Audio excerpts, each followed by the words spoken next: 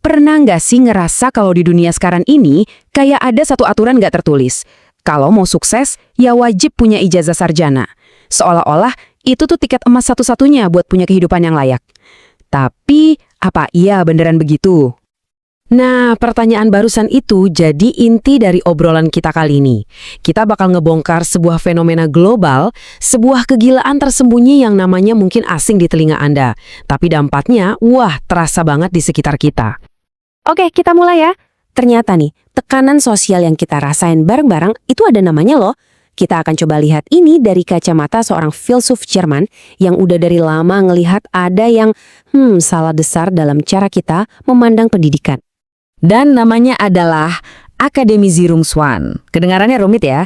Gampangnya, ini artinya kegilaan akademisasi.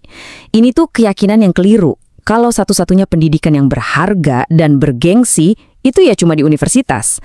Menurut si filsuf tadi, Nida Rumelin, kegilaan ini muncul karena kita salah paham total soal apa sih tujuan pendidikan itu sendiri. Dan dampaknya, ya bisa kita lihat sendiri kan? Kampus-kampus jadi penuh sesak. Seringkali isinya mahasiswa yang sebenarnya nggak minat-minat amat sama riset atau teori. Di sisi lain, dunia industri malah pusing tujuh keliling nyari tukang listrik, mekanik, atau teknisi jagoan. Susah banget. Dan yang paling sedih, banyak mahasiswa yang akhirnya putus kuliah karena ngerasa salah jalur dan tertekan sama ekspektasi. Oke, sekarang kita bedah lebih dalam lagi. Seberapa mahal biaya dari kegilaan akademisasi ini? Dan ini bukan cuma soal nyesel salah jurusan loh. Konsekuensi keekonomian dan masyarakat itu besar banget. Nah, ini dia salah satu kekeliruan berpikir yang paling mendasar. Logikanya kan gini, sarjana gajinya lebih tinggi.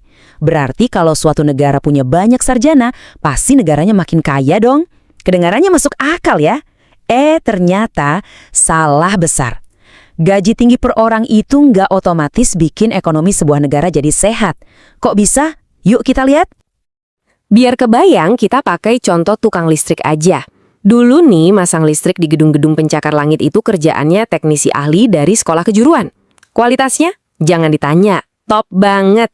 Nah, sekarang, karena semua orang disuruh kuliah, kerjaan yang sama seringnya dikerjain sama lulusan S1 Teknik Elektro. Hasilnya sih sama-sama bagus, tapi gajinya jauh lebih mahal, cuma karena dia punya gelar sarjana. Jadi intinya apa? Negara bayar lebih mahal untuk kualitas kerja yang persis sama. Itu namanya apa kalau bukan pemborosan? Dan ini ada bukti lain yang bikin kita makin mikir. Fenomena pengangguran terdidik. Ternyata, ijazah itu bukan lagi jaminan dapat kerja. Coba deh lihat data ini. Rata-rata di negara maju aja, hampir 12% dari total pengangguran itu justru orang-orang yang punya gelar. Di Yunani mana lebih parah lagi, bisa di atas 25%. Ini kan kayak alarm bahaya ya, ada yang nggak nyambung banget antara ilmu di kampus sama kebutuhan di dunia nyata. Oke, sekarang kita coba bandingin langsung dua negara, Inggris sama Jerman. Inggris ini gila gelar banget, 30% penduduknya punya ijazah sarjana.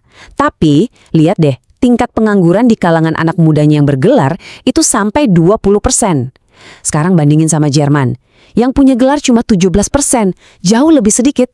Tapi pengangguran muda terdidiknya cuma 9%, kurang dari separuhnya Inggris. Jelas banget kan, Jerman punya cara main yang beda dan ya kelihatan lebih berhasil. Terus, apa sih rahasianya Jerman? Jawabannya itu ada di sebuah model yang namanya sistem ganda atau dual system. Nah, sistem inilah yang ternyata jadi solusi jitu buat semua masalah yang tadi kita omongin. Inti sistem ini sebenarnya simple, tapi wah, revolusioner. Jadi, setelah lulus sekolah menengah, ada dua jalan. Dan dua-duanya dianggap sama-sama keren, sama-sama berharga. Ada jalur akademik buat yang jago riset dan mikir abstrak, ya ke universitas.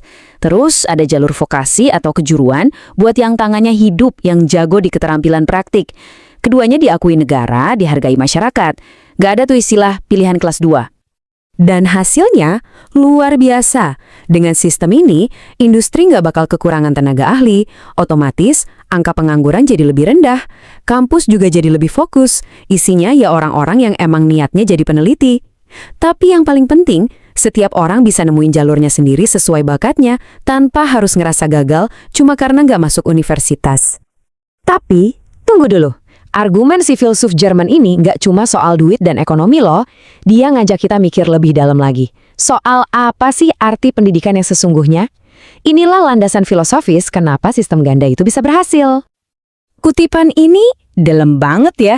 Intinya, kalau sistem pendidikan itu cuma satu jalur untuk semua orang, itu justru nggak manusiawi. Ibaratnya kita maksa ikan buat manjat pohon. Masyarakat yang sehat itu butuh macam-macam bakat, dan sistem pendidikan harusnya merayakan dan mendukung keberagaman itu. Nah, di sini kita ketemu satu lagi istilah kunci, Persönlichkeitsbildung. Susah ya, artinya kira-kira pengembangan kepribadian. Ini adalah ide kalau tujuan utama pendidikan itu bukan buat nyetak pekerja atau kaum intelektual doang, tapi buat membentuk manusia seutuhnya. Pribadi yang mandiri, bertanggung jawab, dan punya karakter kuat. Terus, manusia seutuhnya itu kayak gimana? Ya ini mencakup semuanya, bukan cuma pinter di kepala, tapi juga jago bersosialisasi, punya pegangan etika yang kuat, bisa menikmati seni dan keindahan, dan tentu saja punya keterampilan praktis yang nyata. Mau itu di universitas atau di sekolah kejuruan, semuanya harus bertujuan buat ngebangun kualitas-kualitas ini. Oke, sekarang dari Jerman, kita tarik semua ide keren ini pulang ke rumah. Gimana relevansinya kegilaan akademisasi dan filosofi pendidikan tadi sama kondisi kita di Indonesia? Sayangnya, kayaknya kita semua tahu jawabannya ya. Indonesia itu lagi kejebak banget di kegilaan akademisasi yang sama. Masih ada pandangan kuat kalau SMK atau sekolah kejuruan itu pilihan buat mereka yang kurang pinter untuk masuk universitas. Nah, ideologi inilah yang bikin masalahnya sama persis. Banyak sarjana nganggur, sementara kita kekurangan tenaga teknis yang ahli. Jadi, apa dong solusinya? Model sistem ganda tadi ngasih kita semacam peta jalan yang jelas banget. 1. Akui secara resmi kalau pendidikan kejuruan itu setara, bukan kelas 2. 2. Bikin sistem gaji yang adil. Hargai keahlian, jangan cuma ijazahnya. Dan yang mungkin paling krusial, yuk kita berhenti latah niru sistem pendidikan negara lain dan mulai bikin sistem yang benar-benar pas buat kebutuhan Indonesia. Pada akhirnya, semua obrolan kita ini mengerucut ke satu pertanyaan fundamental. Sebenarnya, apa sih ukuran sukses sebuah sistem pendidikan?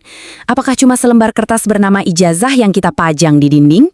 Atau kualitas manusia yang dihasilkannya? Manusia yang utuh, terampil, dan bertanggung jawab? Nah, ini pertanyaan yang bagus untuk kita renungkan bareng-bareng.